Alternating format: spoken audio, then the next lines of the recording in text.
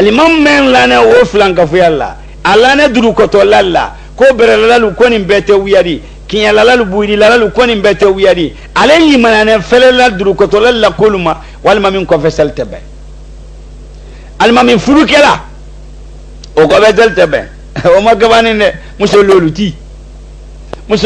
tega islama seredi islamal te kasiri musololuti la nako tiene ne alano nako le sen saladi nyane karoti nyane nawe nyane su nyane banangu nyane kaba nyane nako nyane mbawo suro so kamre nana kana jasa waraka kabo nako ti la nako ma so ma so sagana misina ba olote na nako meno kanyimin kadodo ni nako ti la nako nyana musololuti la batodi be musololuti minatolo furu nyalodo ele di minaka samala nenti petre mere kilo lol na wuro tamadonna o baramina ele dem fa ele kala musunnan ne ke guiki dem sori ka ke lol na ne dem fa baramina ele almami ele kala musunnan ne ke guiki lol na kutuba kala foga kala mo baraka donaro ibramina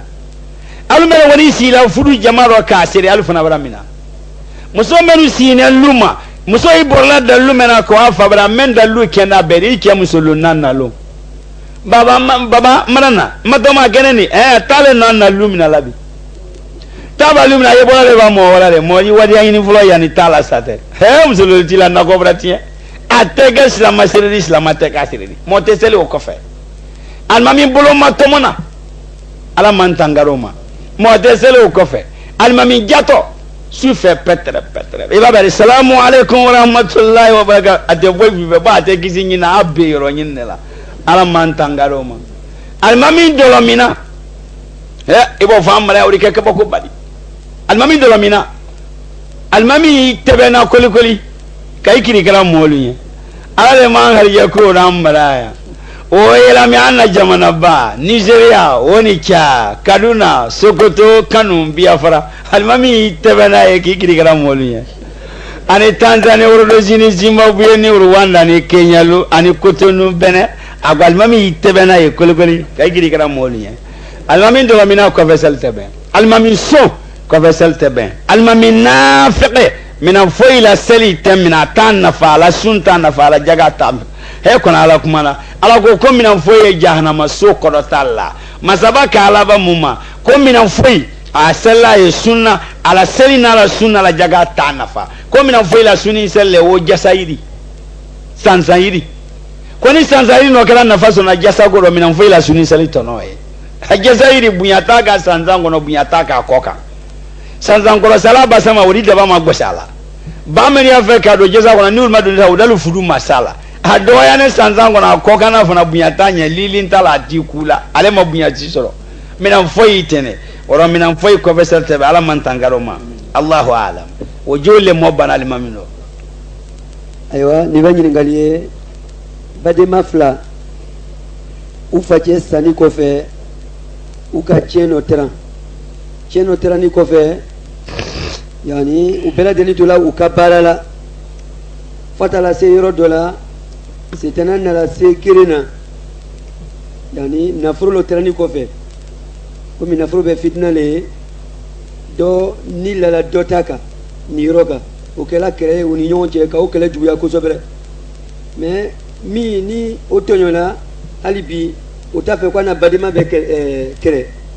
boka la nyini nya bela deni mamungoso posulu be ke union je nyali be ke union je doni maso utula uli halala fo sayanala kana mitafe ka kere ban sayanala uta kale kirento dunia kono donc ale lo beneni ko sobre yala ale do yafala abadima ma depuis abe dunia kono mais ale ma kere banyale soro ka bara bela deni ka mungo so be se ka kere ban kere ma se ka ban kala sise kale kirento dunia kono ale do yafanino ale be se ka bigeni ali be ko fe naam ay do sia anye abadima min sani kato fitna ro ay do la sia ay salatu siaman kanya Allah kilanya alayhi salam ay do ka badenya ay do la sia ay salatu la sia e ba salatu sia saya furenya ka salatu kanya ka salatu ke kilanya ka do ke saya furenya ado la sia ka salatu la sia ka do la sia ka salatu la sia siaman ala di kibaro ya diama bademan ani kele di mamo kele bana ini saya furete e ba do sia ka salatu sia ka do sia saya fure cɛma wala musoma ka duwawu seya ka nimisa kasi na kalito kɛlɛ rɔ i kɛ sara kalito kɛlɛ rɔ i muso sara kalito kɛlɛ rɔ i bɛra nimisa i kɔrɔ sara kalito kɛlɛ rɔ i dɔgɔ sara kalito kɛlɛ rɔ i siɲɔ sara kalito kɛlɛ rɔ i duɲɔ cɛma wala musoman sara kalito kɛlɛ rɔ ka salatu la seya ka salatu siaman kɛ ka duwawu siaman kɛ ka salatu siaman kɛ ka duwawu siaman kɛ ka ala seya ka nimisa kasi a siaman rɔ ale yafa kɛlɛ di ban kɛlɛ banna mɔ ni fure tɛ ale cɛma ala ma o nɔyara saya fure islama su natane kɛnɛ la duwawu kɔ i komi jiro tola natane jiro layɛlɛli kɔ ɲamma baman kandara ora duwawu la seya awa badema kan nafolo ko kiti ka gbɛlɛn awa ba cɛ ko kiti yɛrɛ gbɛlɛma bɛɛ di ko i ba mɔɔ la don cɛ rɔ mɛn ta rɔ ko n'i sara i ma bɔ rɔ k'i di mina dɔ bɛ ɲama fa la ko ni ka mɔɔ do sɔ cɛ rɔ mɛn do n'i ta rɔ n'i sara i ka mɛn d'a ma n'i ma minɛ la k'a d'a tigi ma k'i di mina ali cɛ ma cɛ ko ka gbɛlɛn ne dɛ cɛ ko gbɛlɛman bale badema fila min ka kan ka i ɲɔgɔn cɛ ta o bɛɛ sara lon kelen kelen sara sɔgɔma wula fɛ kelen sara cɛ ta dɔ ale tɛ sɔgɔma sayabaatɔ wula fɛ sayabaatɔ n'i ye sɔgɔma sayabaatɔ kɛ dɔn mɛn sanni wula fɛ dɔ sara sɔgɔma mɛn sanni sɔgɔma o cɛ b'a dɔ fara mɛn sanni wula fɛ o ka kan ka sɔn sɔgɔma sayabaatɔ kɛ dɔn o ni o de ka fɔ o ta kɛ kan cɛ ko kiti gbɛlɛman bale k'ala yafa ala mɔ kɛra k'ala yafa furuli ma ala mɔ kɛra o rɔ i di duwawu siaman kɛ i badema ɲɛ n'a sara silamasu natane kɛnɛ la duwawu kɛ komi jidɔ tora natane jidɔ layɛlɛli kɔ ɲɛma ka duwawu kɛ han ka kɛlɛ nin ban nɛɛma ba seya kan laala ala di yafa ala ma ala yafara ma allahu ala ayiwa nin bɛ ɲininkali ye komi alahu taala a ka kuranna ba min jigi ka n'a ma k'an bɛɛ lajɛlen b'a karanna su ani tile a bɛ o kuranna la ko ciba alayhi salatu wasalam k'a kɛla nɛmiyaw dafabaga le ye ani ka kɛ cilamɔgɔw ka ɲɛmɔgɔ ye ko sirama bɛɛ lajɛlen b'o karanna sirama bɛɛ lajɛlen fana ni liminɛni b'o ma ko minɛ don kosɔn tuguni ko siramaw nana fɔ ko seyina isa bɛna jigi tuguni sani ka dunuya laban ko ni seyina isa jigila o la ko donc k'an bɛ kuma min fɔ la an bɛ haya min karanna kuranna la ko yala isa ka jigi tɛ o nakari la wa ko fo k'u bɛ nin kuma nin walawala ɲɛ k'ale dalu de bɛ kuranna ye. kuranna ma fɔ ko kɛladen gbɛrɛ natɔ isa natɔ kɛ siga t'o rɔ fefe isa yɛlɛnɛ san dɔ kɛladen 312 ne ye isa de kɛladen alimurusalina 312 ne a yɛlɛnɛ san dɔ 312 wolo rɔ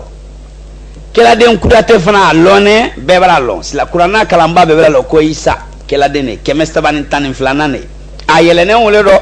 a jigitɔ 312 wolo fana rɔ kɛladen kudatɛ o n'a tun fɔra kɛden kura wɛrɛ natɔ isa yɛlɛnɛ 312 ne rɔ a jigitɔ 312 wolo rɔ kasimir siga t'o rɔ fefe jigitabu bɛɛ b'a o fɔ sariya kitabu bɛɛ bɛnna isa la jigili ko ma fo mɔgɔ min la karan dannen carrefour la i b'a samara don i wɔtɔ karandenya i wara dansila dɔ la ye n'o tɛ isa jiko siga t'o rɔ fefe isa bɛ jigi ala taala ka bonya tan kɛ isa ɲɛ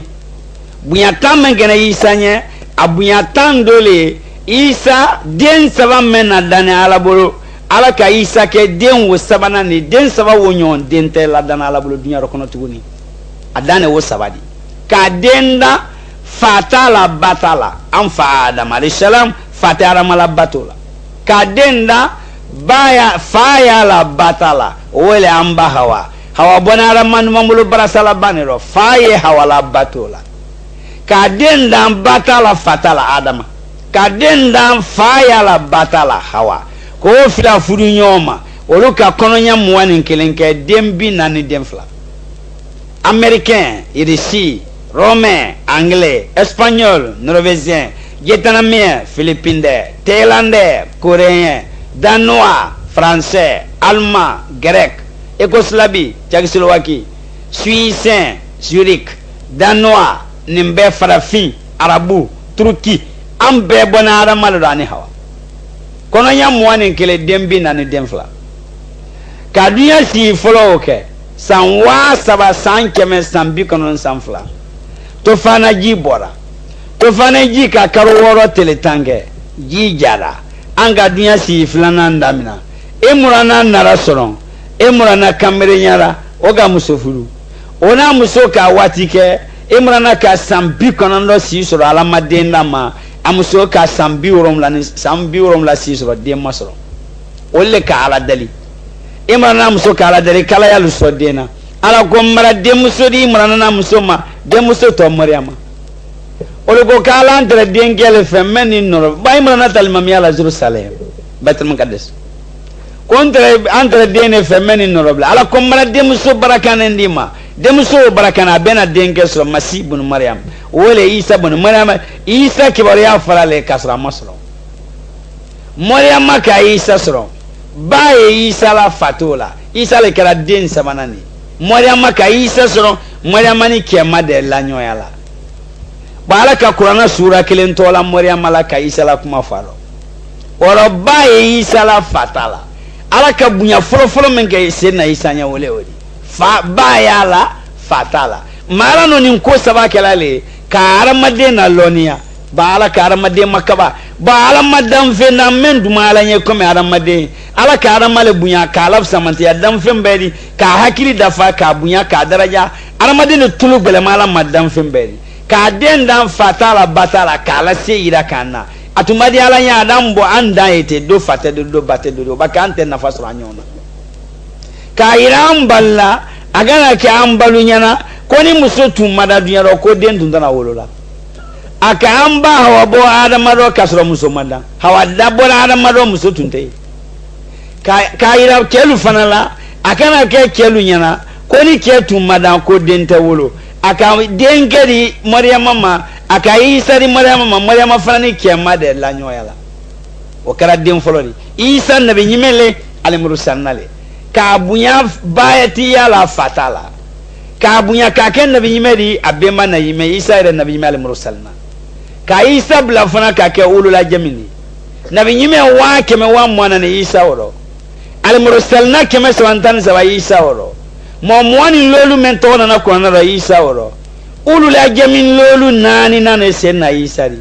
ora Isa ala ka Isa bunya wala ka ken nabi yimedi ka kal mursalna ri ala limane afana dafara kase dafa dana Isa le trekella sila bani Israel ani kedo kanyome ila oga Isa ma ko Isa itori Isa ka tofa ya kono to Isa bin Maryam kontu miliki Maryam e to mi Isa ka wadi afanya konne tamala le nyala la kella sila kamol waju ala kuson ko ga tamala kuson kamol waju ala kuson ko konne fanla tamaya ala kuson konne ne limane le nyinna mani fene no fana fenye we asila de sena Isa go kantebe ne limanale nyina saradi limana duma ele limana ni fene nyina limana nyina ni fene nyina tebe kumiri madia nyebe Isa go akema ko ne la balo ko kagbele ante se bena ba ne balo nya kagbele ne balo la dege la tele de akuru kele afana ga Isa makale fana balo la de la tele de akuru kele ani Isa ka tamanyo yala de mote de sera le mursalnala iba me fal mursal abeson kwali de tamanyo yala ani Isa ka tamanyo yala be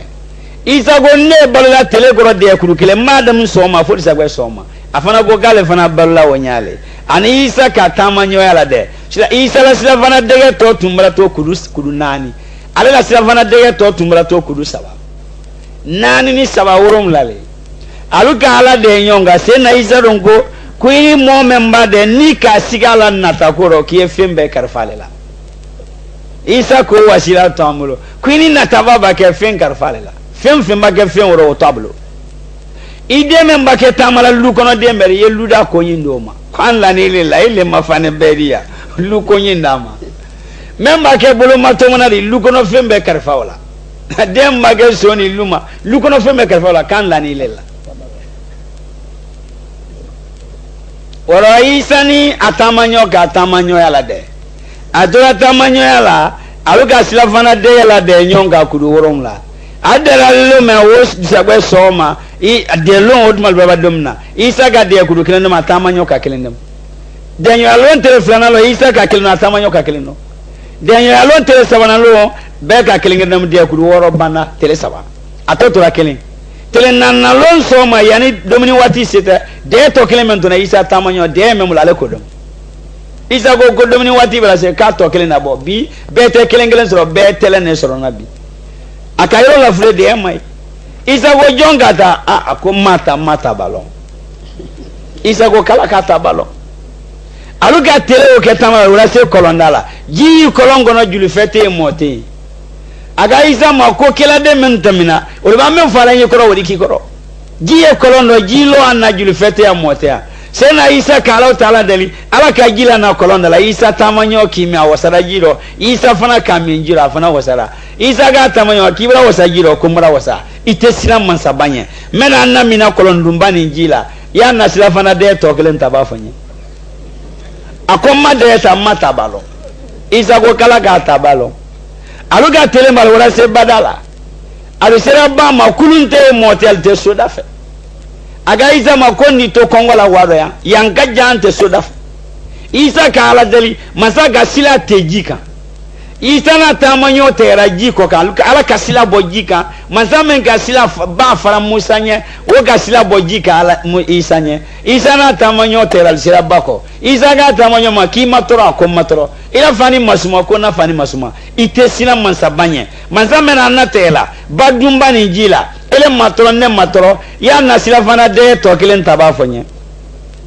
akoma de ta matabalo Isa go kala ka tabalo aluga tele o ke tamala alu wara se kolonda gwerela alu si koro suboni nala ki wuri ka suboni gben suboni wara tunama aka nyiri ka desa narisi ai sire koro ko suboni nala aka gben suboni tunna aka nyiri abara se analisi di koro suboni nariko awuli to asaba na gaisa makwisi na nye subole ko nin kagben nin kam nan tiso Isa ma foi fafe awule ko aka subonen gben kagben subonen tunnama aka anyini kanyina adesera ma suboni anara kinisi aisi le ikoro subonen na riko abara se to sita laptu anya bene subo ma abara se Isa se na Isa wuli ikoro subonen kila ka kano sama alu fandale ko limana bale fandai Isa wuli subonen kila ka kano sama Isa kamurla bo chrétien catholique protestant maronite orthodoxe juif abe kanatel le kala dina be fana de nyona kanatel dom pratiquant dina pratiquant be nyona kanatel dom e go chrétien de antielo ni silamale di teselanti la kanatel dom ora Isa wuli ko subonen kila Isa kamurla bo kasubo kante ko Isa makiba subo kanate tasumatea subo kende munyala moma hema balawu be limana dota ala da subo gwana tuma ma hakili matako yi me subo kanate aka Isa makiba subo kanate subo kende munyala tati Isa go ko manza menga subo na mawrita dama aluga subo busu albana subo ne busu la Isa kam mansabala sedeli ala ka tasmala yaluma aluga subo jeni aliye subo ka kanyimi Isa kam makika na koloro te e kana koloro kadi ye bubo koloma yala aluga subo dom ka bubo koloma ka kolola de la brafa subo fana totora subo mendamni wo kolo ani subo ne ngele nani anakun Isa ko bla subo ne ngolo kono ka kum bla goloro ka gbele nani bla goloro ka kolo bla goloro subo to men to na wala sirinal bolo Isa ka alo tala deli mansaka subo na kene subo ne lo ne fla ko la fere la Isa ga tamanyo makuite silam ila subo ikono ko mfane Isa fana ko ne fana fane subolo itesina mansabanye mansameno anadumna subula wo subo to mara na muro subo le lona na akola ferefela ya na sila fana de to kilen tabafonye akoma de ta matabalo Isa ko kala ka tabalo alutara aluka telemba domini wore masoro subo to me aluko nyimi o nyimi na ka tele o batamala uratela wala se suba do ko fa aflo no be ko Tel Aviv alu sigini mankaye sokono sobalori al mursal nabina ni urom la le kabruye mankaye sokono so makabanimba aga Isa ma ko amratunu he soni kabo mobado sesuni ngona ilombate o kabale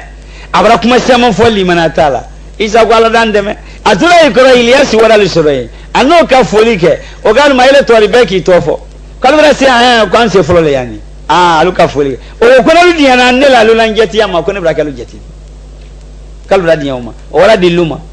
o galu bla boyima bala ka yi kalu kiko alu frabe kiko albana lukola tuma me ka domini dal mal ka domini nge alfane allane isa ga tamajo maki fada akomfani isa gonne fana fane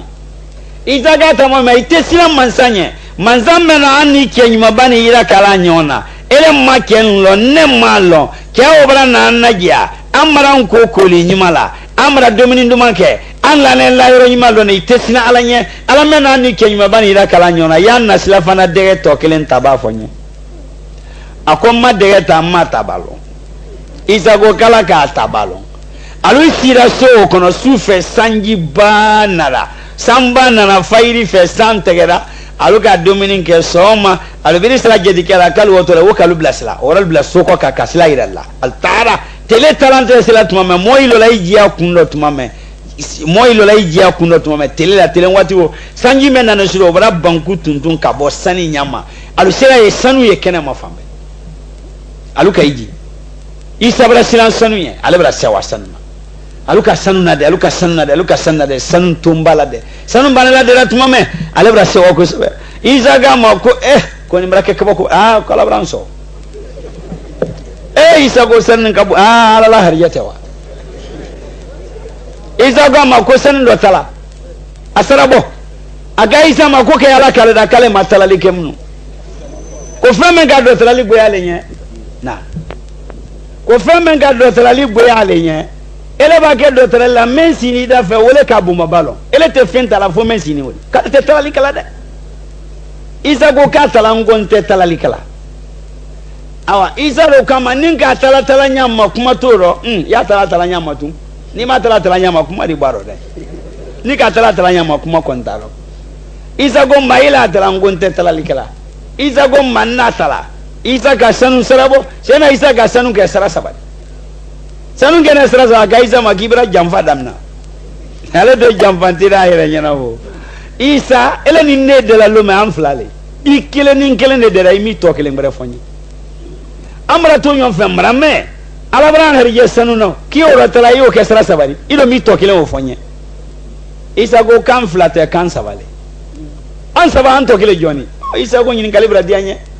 ele tale sara kele ni ne isa ta sara kele men no ba ke de to kele de kuru kele tala ole ta sara kele ni ele ta sara kele ne isa sara kele sila fana de to kele taba tale kele ni aga isa ma kalle kata elle kata ne le kata elle kana sila fana de to kele ta ne le kata anele ku ne le kadam ele kana slavana de da konele kata isa kama ne mafunya ele ni ne de longoli mana bani fena nyinna tebe ala bara kome ira ka ele ne la natama nyoyanno kana mi kolon dumba jila jilu fete mote maslala nye kana te badumba jika yi maslala nye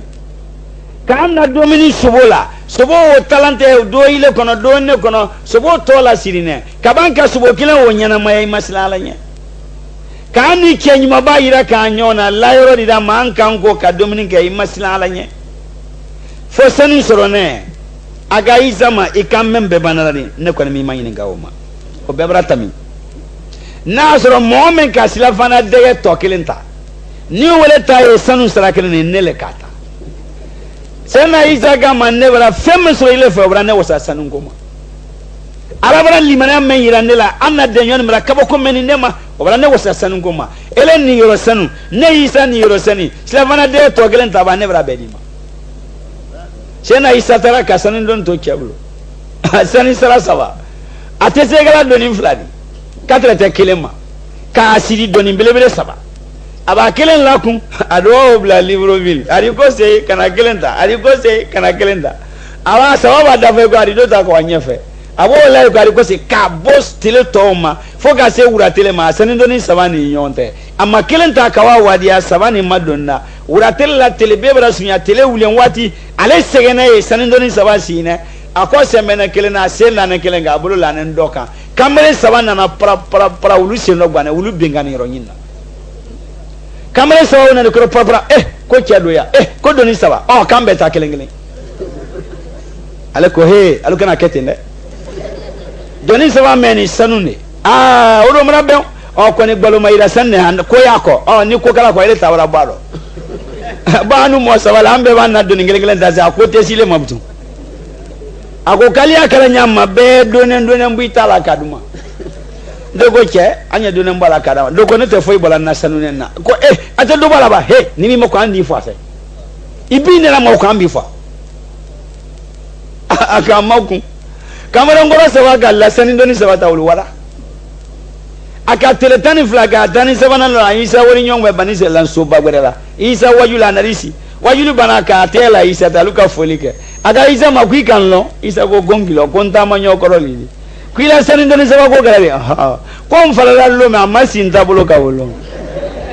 nka telemba madonna wuratela kamren sabana na sanin habi mali nyammen fe nyede nyo ya kurala dambi meila limana nyone dumanya sinante dogore femto ani isa ga de nyo ya kurala dan teletani fla tani sabana lo alwala kamren su saba mo saba su ro sandoni saba da fe kamren saba be fana ki nyon jamfala be fala men wala domini indi nyini ndi asokono ko wasumansa kanadi o ga fosono nke sumano men wala jita dia o ga talike jiro men si na dolu makonna o fana ga jamfaro be albeki nyon jamfa saba be fara sanindoni saba fe alishena maisa kwa tamanyo mako mara be sawa bakudama sawa bakudani koroma ntasi domto nyita limana nyone fe alama limana ja o isa beji sigatoro isa yelene keme sabanin tanin flana ne ro agito keme sabanin tanin flana ro diala man fana kesala ko isa beji kedo yal mursalna keme sabanin tanin fla beka kufa mantoniye no anga masuda yali kibari afo ko ka afrika nya kele ko ari dunya be mara telebinani sena isa sena noha aka masuda yali kibari afo ala tele tanfolo janya tele kele anna dunya lo kun kelen tele tanflana tele kele anna dunya tele tanta tele tansabana tele kele anna dunya karo kelen tele tananna tele kele anna dunya sangla di dunya be mara wo tele binani no an kala mol masla masuda yalla Sayyidina Ibrahim Khalilullah akala mol masla masuda yalla Sayyidina Lut alayhi salam akala mol masla masuda yalla Musa kalamullah akala mol masla masuda yalla Salih alayhi salam men kira samuda akala mol masla masuda yalla Lut alayhi salam men kira Sadum akala mol masla masuda yalla Shuaib alayhi salam men kira Madiana akala mol masla masuda yalla Yunus alayhi salam men kira Ninawa akala mol masla masuda yalla alamul Yahya alayhi salam Zakaria alayhi salam Shita alayhi salam Hud alayhi salam Zulkifl alayhi salam nimbe kala mol masla masuda yalla Harun alayhi salam akala mol masla masuda yalla Ismail alayhi salam Sulaiman alayhi salam Ishaq alayhi salam Yusuf alayhi salam al-mursalna keme sabani tanin fla abeka masuda yalla kibariya fo kila ko alayhi salam ko masuda yalla ka kibariya fo anye ko anya enanga ko damano nan koye ko anya lo ko dajal na wati barase nalu ka yet mame aram madem barase ya berebere mansia kali lo ko dajal na wati barase mo kasia berebere mansia nalu ka lulu fane jama kasia luma domini na kasia barakela mansia kali lo ko dajal na wati barase na frodi wala na froti nyagbane bolokolo nyagbane kali lo dajal na wati barase fani ni siya fadia bokasia me musulu makolo ye bola de musulu bolo ye bola ko dajal na wati brase ka fani kara ka ban ka do fara dajal na wati brase nalu ka yet mo me musulu belalu yere labla kele ye muso nyina sonya fe me musulu ye kelu nyina kali alo dajal na wati brase woro masu dajal dina sigatoro kila kwa afanye abara afokan na to amafa andai me akonna lola mena obara ira ko masijade na tanleka ko farla seli nafla seli anya salam alaikum la seli si la bameno seli tahiyya la ban ko anya tahiyya da fa salatu ibrahimiya la anya do ke fitna nanina obra kanka sunari donc tamagi bra banno fe da yalna to kila manton leka ko anya do ke jangata nanina kaburu fitna ni tali fitna jahannama jangata ani masida yal fitna kan tanga mala mokera woro da yal bena sigatoro ali se dunya soba be kono soba dunya kono da jadi sabero asoto pekene machine wala dinya capital be susu dinya kono Pékin ne ka bwa be population Pékin so kono siniwa dinya be milliard lolu woro madafa dinya be continent lolu aramade maro milliard lolu ko sini kele milliard kele ni million woro Pékin so kono so kele kono capital chinois a Pékin population may Pékin so kono mo million kemani bilolu Pékin masjid yaldu a Pékin adwa Tokyo Japon